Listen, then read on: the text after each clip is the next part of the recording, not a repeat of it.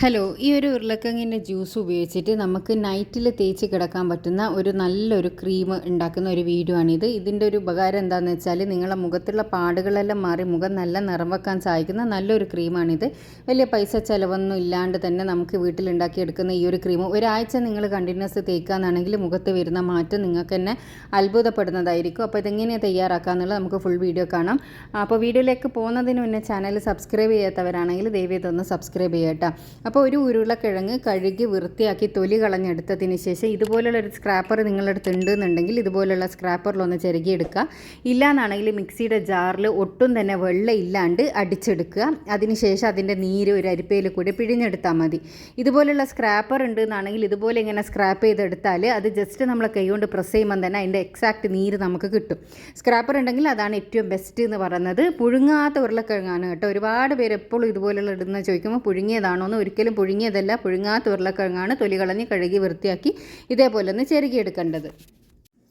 ഇത് കംപ്ലീറ്റ് ഒന്നും നമുക്ക് ആവശ്യമായിട്ടുള്ള വളരെ ചെറിയൊരു ഉരുളക്കിഴങ്ങ് ഉണ്ടെങ്കിൽ അത് മാത്രം എടുത്താൽ മതി. ഇതിൻ്റെ ഒരു 4 ടേബിൾ സ്പൂണോളം ഉരുളക്കിഴങ്ങിൻ്റെ ജ്യൂസ് മാത്രമേ നമുക്ക് ആവശ്യമായിട്ടുള്ളൂ.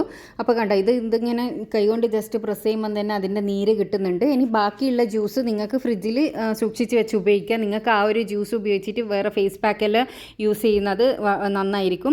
ഇതിലേക്ക് ഞാൻ 1 ടേബിൾ സ്പൂണോളം റോസ് വാട്ടറാണ് ആഡ് ചെയ്ത് കൊടുക്കുന്നത്. പിന്നെ 1 ടേബിൾ സ്പൂണോളം അലോവേര ജെല്ല് ആഡ് ചെയ്ത് കൊടുക്കുക. പിന്നെ വേണ്ടത് ചെറുനാരങ്ങേൻ്റെ നീരാണ് കേട്ടോ. ചെറുനാരങ്ങൻ്റെ നീര് എന്ന് പറയുന്നത് ഒരു 1-2 ടേബിൾ സ്പൂണ് ചെറുനാരങ്ങൻ്റെ നീരും കൂടി അതിലേക്ക് ആഡ് ചെയ്ത് കൊടുത്തതിന് ശേഷം നന്നായിട്ടൊന്ന് മിക്സ് ചെയ്തെടുക്കുക കേട്ടോ. ചെറുനാരങ്ങൻ്റെ നീര് ഫേസിൽ പിന്നെ തേച്ചാൽ കുഴപ്പമില്ലെന്ന് ഒരുപാട് പേര് ചോദിക്കാറുണ്ട്. ഡയറക്റ്റ് തേച്ചാൽ മാത്രമേ പ്രശ്നമുള്ളൂ കേട്ടോ. പിന്നെ ഞാൻ 2 വൈറ്റമിൻ ഇ ക്യാപ്സ്യൂൾ ഇതിലേക്ക് പൊട്ടിച്ച് വയ്ക്കുന്നുണ്ട്. നിങ്ങളുടെ അടുത്ത് വലിയ വൈറ്റമിൻ ഇ ക്യാപ്സ്യൂൾ ഉള്ളതാണെങ്കിൽ ഒറ്റൊന്ന് മതി. ചെറുതാണെങ്കിൽ ഇതേപോലെ 2 ഒന്ന് പൊട്ടിച്ച് വെച്ച് കൊടുക്കുക. അതിനുശേഷം ഇത് നന്നായിട്ടൊന്ന് മിക്സ് ചെയ്തെടുക്കുക കേട്ടോ. ഇതിൽ നമ്മൾ എത്രത്തോളം അലോവേര ജെല്ല് ആഡ് ചെയ്ത് കൊടുക്കുന്നോ അത്രത്തോളം ഈ ക്രീം കട്ടിയായിട്ട് വരും.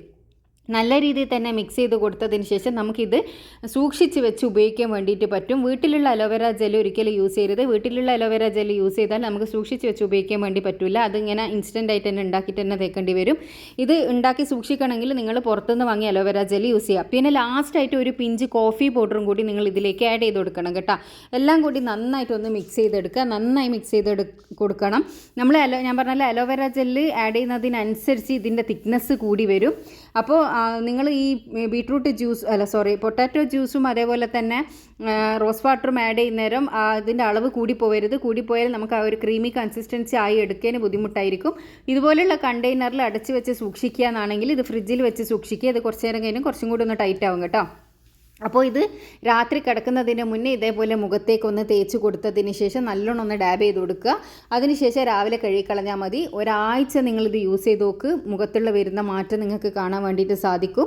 അപ്പോൾ ഇതൊന്ന് ട്രൈ ചെയ്തിട്ട് നിങ്ങളെ അഭിപ്രായം അറിയിക്കാൻ വേണ്ടിയിട്ട് മറക്കരുത്. അപ്പോൾ ഇതുപോലെ യൂസ്ഫുൾ ആയിട്ടുള്ള ഒരുപാട് വീഡിയോസ് ഞാൻ ചാനലിൽ ഇട്ടിട്ടുണ്ട്. കാണാൻ ഇഷ്ടപ്പെടുന്നവരാണെങ്കിൽ ചാനലൊന്ന് സബ്സ്ക്രൈബ് ചെയ്യുക.